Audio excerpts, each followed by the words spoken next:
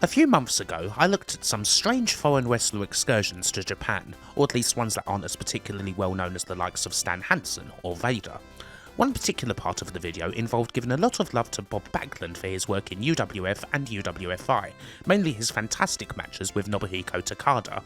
While apparently some folks over in UWF thought he was a bit too pro wrestling and didn't care for some of his favourite spots, wondering why on earth people wouldn't at least try to struggle out of this guy deadlifting you with one arm and all of that, the bouts were bloody brilliant. However, there is something I did miss out on completely. Somehow, I managed to completely overlook perhaps the best and weirdest Backlund in Japan stuff.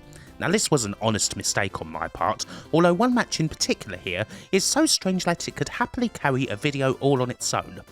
I can't not rectify this error, so here's a video talking about Bob Backlund in Battlarts. If UWF thought that the man they call Howdy Doody was a bit too pro wrestling, then well, the generally more open nature of Battlarts may prove to be a more suitable venue. Indeed, Backlund's main outing in the company is in a tournament that is pretty damn odd from the get-go.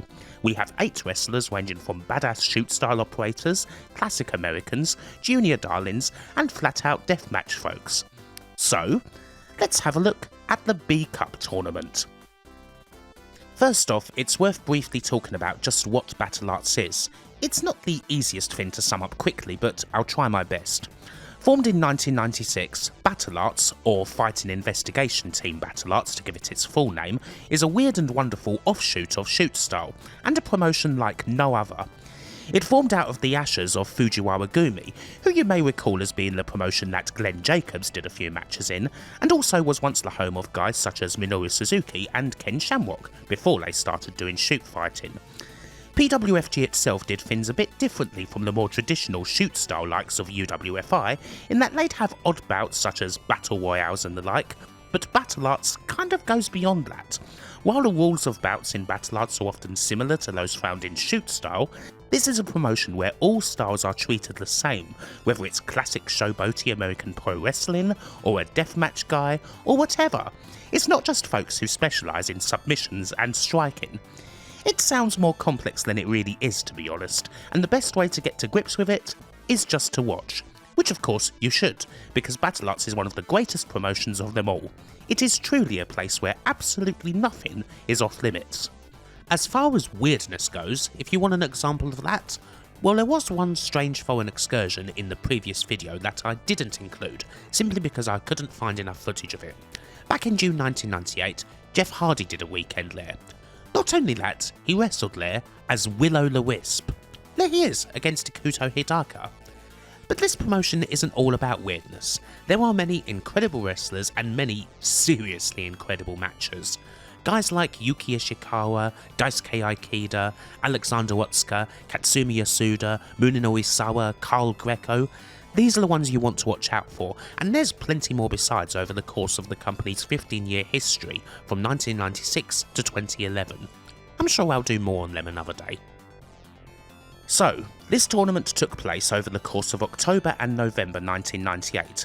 We'll introduce the names properly as we go through the bouts because they're all worth looking at, but as far as Backlund goes, well, he was 48 by this point. Certainly an elder statesman, although he's actually only the oldest wrestler in this tournament by a couple of years or so.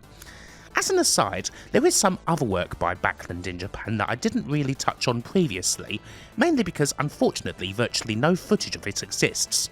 That being Bob Backlund in WAR, Tenryu's promotion. It's a shame that there's nothing kicking around of Backlund here, especially considering he did quite a few matches there in 1994 and 1995, right around the time that he was being heavily pushed and on the road to winning the WWF title. The War stuff also includes perhaps the strangest trios team ever. Ladies and gentlemen, I give you War's former 6-man tag team champions, Bob Backlund, Scott Putski, and the Warlord. Who on earth dreamt that group up? That's the sort of team you end up with if you hit the random select button in Fire Pro. Very odd indeed. Happily, the B-Cup tournament we're looking at is all available on video, so that's not an issue. Anyway, let's go through the matches. Before we get to Bob, let's run through the other 3 matches in the B-Cup's first round. Well, I told you this was going to be weird, didn't I? We kick things off in the first round with Hisakatsu Oya, a pretty technical FMW mid-card guy, against Greg the Hammer Valentine. Yeah. The Hammer is 46 years old, and the only other match I've seen from him in this time period is his 7-star classic at Heroes of Wrestling against George the Animal Steele. Talk about an odd choice. Beyond a few appearances under the WWF banner for SWS, the last time that Valentine did a proper tour run in Puro was for New Japan in 1984, although he did wrestle quite a lot for Inoki back in the day. But, well, this is the sort of thing you can get in Battlarts. Greg Valentine in a shoot-style ring may not be what the people want, but it's what they ought to have. The match itself isn't actually too bad, nothing special, although Valentine does do a very funny falling tree type sell-off and enzigiri from Oya, and Oya gets the win after around 8 minutes with a fancy roll-up. In any other Puro tournament, the presence of a 46-year-old Greg Valentine would certainly be the strangest part of the whole shebang. However, it gets well beaten here. Next up, we have the great Sasuke. I imagine for a lot of people, Sasuke is the best known Japanese wrestler in this little tournament, although he's obviously known more for his high flying and daredevil stunts as opposed to anything shoot star related. Unless your name happens to be Dirtbike Kid, of course. Sasuke is up against Viktor Kruger, a 6'8" German who isn't wholly well known, but his nickname is the Root of All Evil, pretty awesome, and he graduated from WCW's Power Plant before embarking on a career that would take him to Japan, and he was the co-winner of one of Battlarts' first tournaments, 1996's Tag Battle, with Carl Greco, aka Joe Malenko. Kruger is actually pretty popular with the Battlarts crowd, and you may be surprised to see Sasuke being a massive rudo here. However, this is a general Michinoku Pro storyline thing, as Sasuke had just returned from yet another injury, with a new mask and a new bad attitude, drinking and smoking in the arenas, styling himself as simply Sasuke, and heading up a group called Sasuke Gumi. This new Rudo Sasuke will do damn near anything from biting to hair pulling and even a low blow to try and get an advantage against the big guy, and he's got some members of his clan helping him out, beating on Kruger outside of the win. Now in fact, these guys aren't just any old goons, they're Crazy Max from Toriumon, young and revolutionary upstarts, meaning that this is a young Shima, Suwa and Don Fuji that we're seeing accompanying Sasuke here. The 6'8" Kruger is a lot more technical than you would expect a guy his size to be, so we do get a fair bit of mixing up on the ground, with a bunch of big face spots late on as he tries to overcome Sasuke's blatant cheating. But the numerical advantage does prove too much in the end. Crazy Max slides in a chair, which Sasuke spikes Kruger on with a pile driver.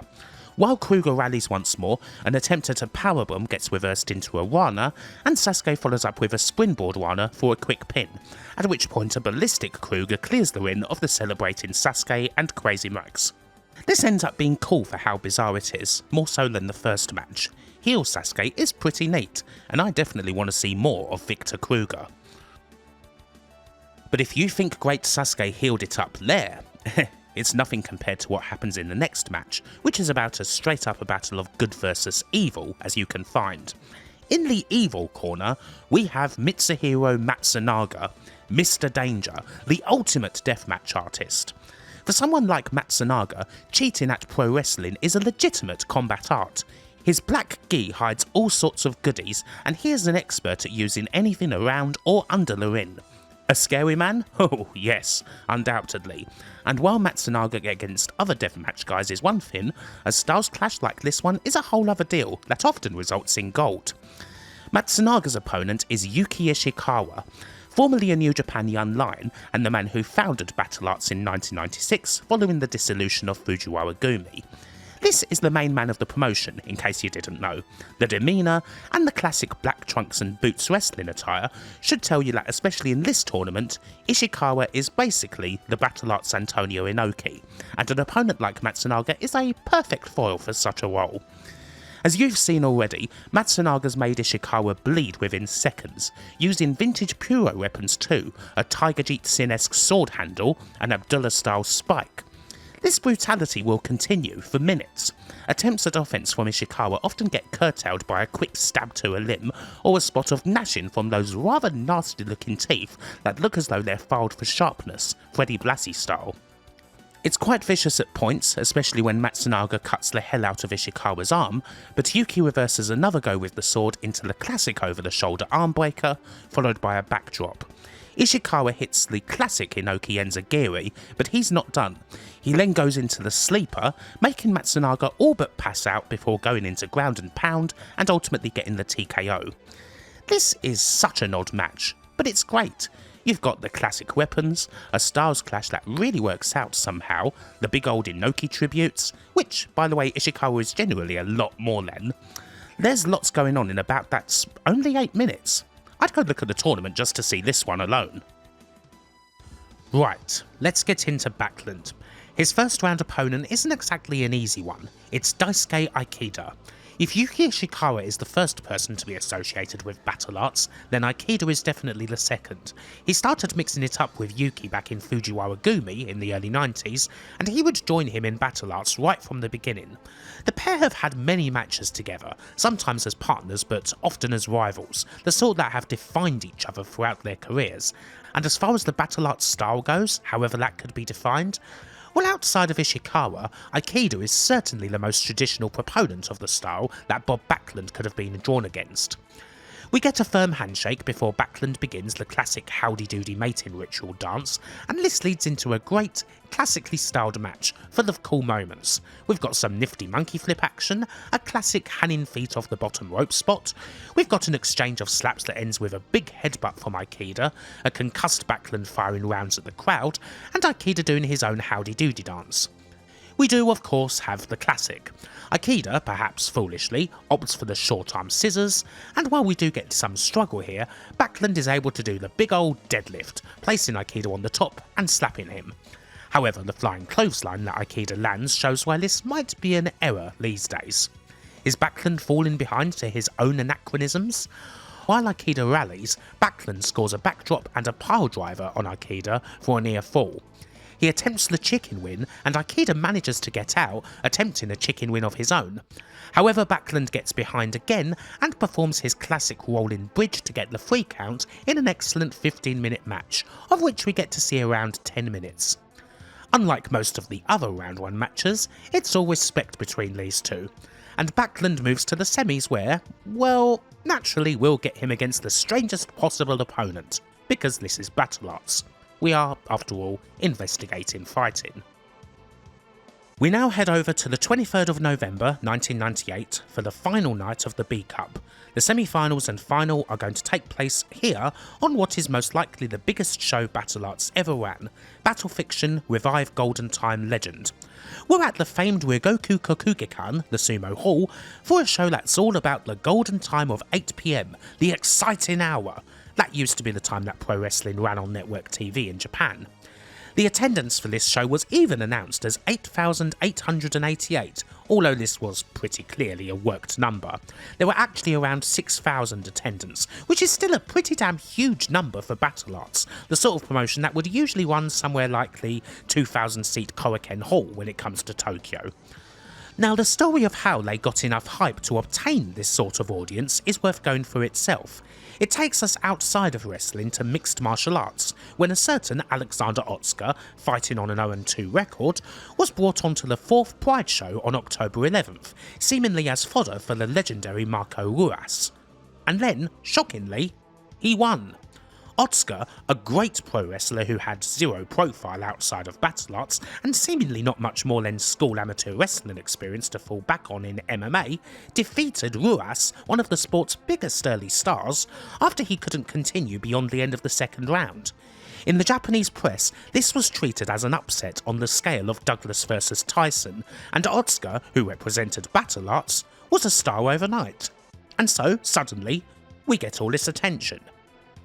There is weirdness dotted throughout the show, it must be said. The whole golden hour theme is why you've seen Yuki Ishikawa work in such a blatant Antonio Inoki gimmick, Mitsuhiro Matsunaga's Sing and Abby spots, not to mention the very appearance of the likes of Greg Valentine and, indeed, Bob Backlund, the latter still being very well known and loved by Japanese audiences as a figure of wrestling's past. On this night, we even have a bit of WWF related action. Taka Michinoku and Sho Funaki come over to take on Ikuto Hidaka and Minoru Fujita in a pretty hot opener, full of the sort of lucha-esque that the guys barely had a chance to perform in a Fed ring. And yes, Yamaguchi-san is also there. The big WWF attraction, however, is the Road Warriors, a team that was as big and as all conquering in Japan as they were in the West. The Warriors appear in the semi-main, where they will go over the team of Otsuka and Muhammad Yone in classically brutal Road Warriors fashion, the sort of sub 5 minute match that seems odd when you consider I was just hyping up Otsuka, but is also probably exactly the sort of Warriors bout that people wanted to see. Just like the old days. And there is still some good stuff from Otsuka and Yone in here, so it's about as good about as you'll get from the Road Warriors at this time.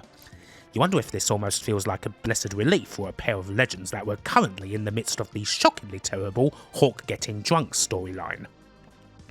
Elsewhere, Victor Kruger, who we saw earlier, styles himself as Big Van Kruger, complete with appropriate mask and attire, in tribute to the almighty Mastodon for a winning effort in a tag bout, pairing with Karl Greco against Masao Oihara and Takeshi Ono. Now, I'm not sure if there was ever an effort to get the actual Vader on this card, but it clearly would have been impossible, seeing as he just signed to All Japan, and this card took place right in the middle of the Real World Tag League, where he was getting right back to business, and then some. There is one thing we did unfortunately miss out on. Bam Bam Bigelow was, at one stage, booked for this card. The booking went through ECW, and he was scheduled to face Daisuke Ikeda. Oh, Jesus. That could have been one awesome as hell, hard-hitting bout. Unfortunately, this appearance was cancelled when Bigelow signed with WCW in November 98. Instead, Ikeda faced a more usual opponent in the shape of Katsumi Yasuda. By most accounts, Paul Heyman's magical bouncing checkbook was the likeliest thing to blame for a frustrated Bigelow making that WCW jump and denying us the joys of Bigelow vs Ikeda, although the Ikeda-Asuda match is pretty damn good in its own right.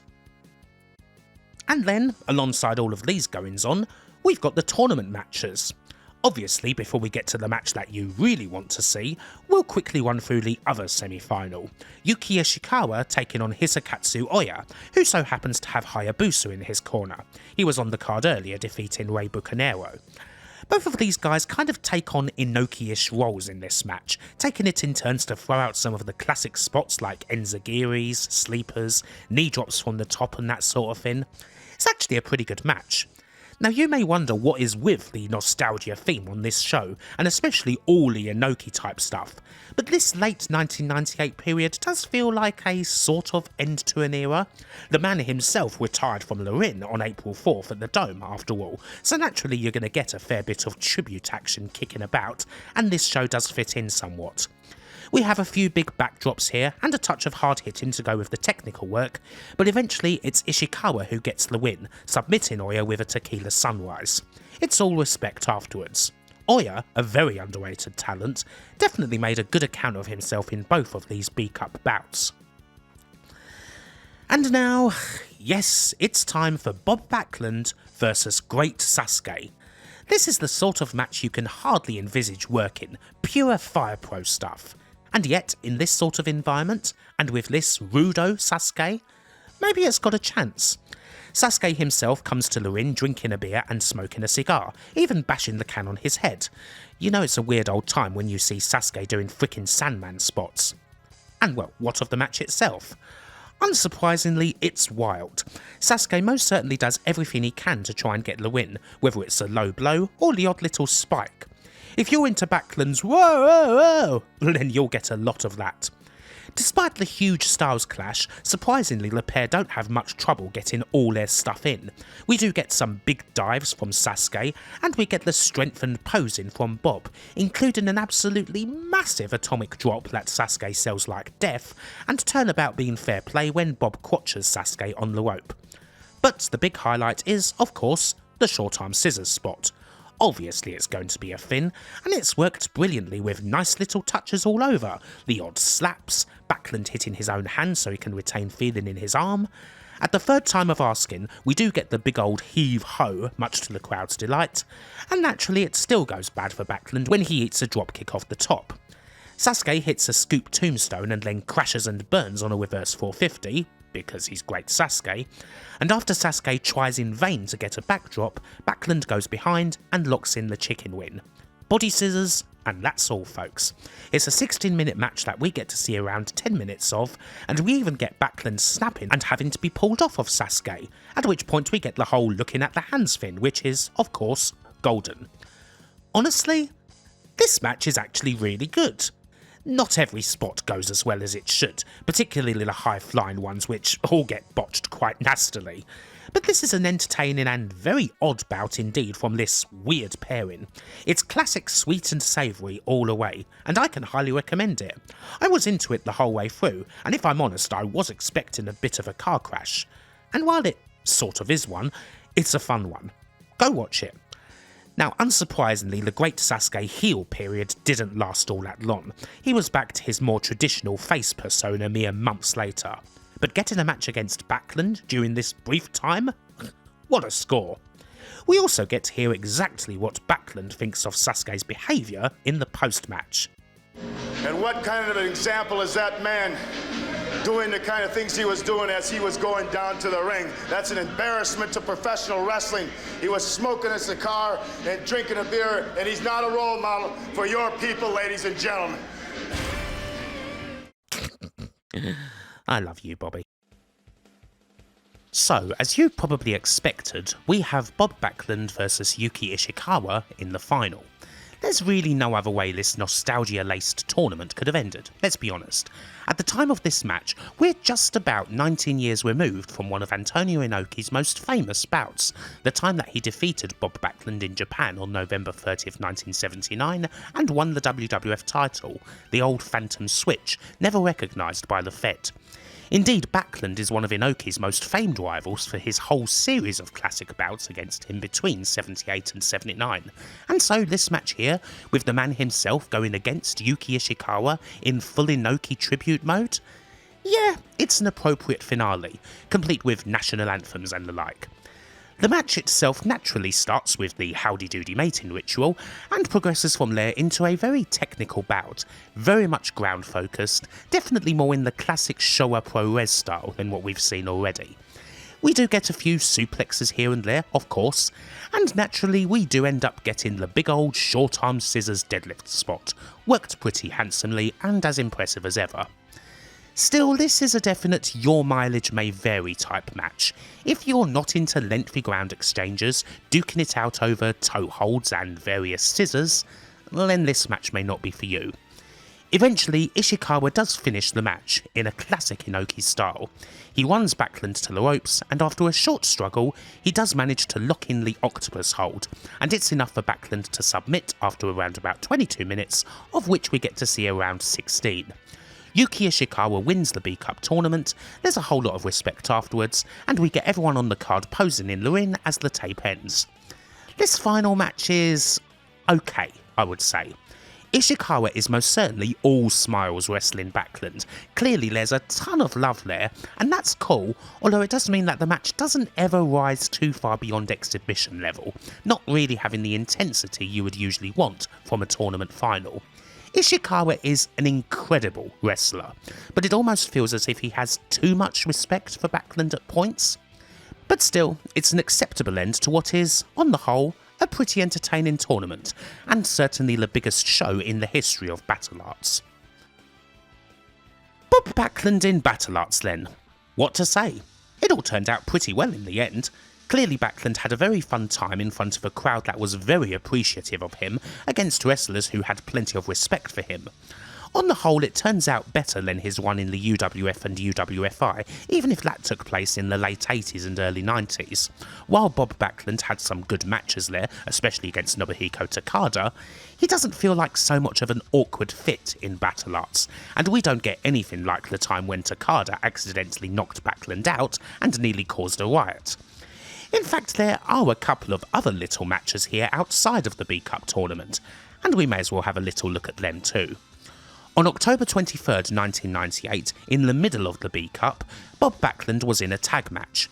He paired up with Yuki Ishikawa to take on the team of Hisakatsu Oya and Alexander Otsuka. There's a lot of cool spots here in a match that lasts over 30 minutes. Initially the bout ends with a 30-minute draw, at which point we get an extra 5. However, that still isn't enough to separate the two teams, and we end up with a draw right as Ishikawa and Oya are both trying to submit each other. Unsurprisingly, the main highlights of this long bout involve the pairing of Backlund and Daisuke, because both of these guys are freaking amazing and have essentially zero equivalents in the history of professional wrestling. I should probably do a full-on Alexander Otsuka video one of these days, regardless of how little known he might be compared to other Puro folks. We switch over to 1999, and Backlund returns for 2 more bouts. He's on the 3rd anniversary show at Korakuen Hall, teaming with Muhammad Yone against Ishikawa and Carl Greco. And unsurprisingly, he's still good. He works a long face-in peril segment, has the usual fun, obviously does the short arm scissors, and ultimately finishes proceedings by locking in the chicken win on Carl Greco and eventually getting pulled off once again. Something about that move just seems to make Bobby go utterly Garrity, doesn't it? Lastly, we go to Sapporo on May 14th for a singles match between Bob Backlund and Daisuke Ikeda, running back their first round match at the B Cup. This match has potential, but then it kind of ends up going wrong. It is a bit more of a styles clash, with Ikeda being very strike focused and his strikes are heavy. At around the 9-minute mark, it perhaps gets too heavy. Ikeda absolutely plants Backlund with a whopper of a headbutt. Backlund rolls out the ring and his nose is pretty clearly broken. It's quite a nasty sight, it must be said.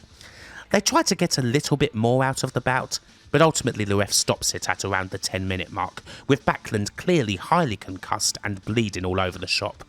Kind of an unsatisfying end, albeit one with some amusing shades of that aforementioned Backlund bout against Ikeda. And this would be the last time Bob Backlund wrestled in Battlarts. And with that, well, we're about done with this strange foreign excursion. I'm kind of glad I neglected to mention this first time around actually, as it was really fun not to just cover Backlund here, but to cover this whole Battlarts B Cup tournament in much more detail than I would have originally been able to fit in. It's full of fun with plenty of good matches, and a lot of love for pro wrestling, constructed as it is by total Puro nerds who also happen to be damn good at it. Hopefully you've enjoyed this video, and until the next time, bye for now.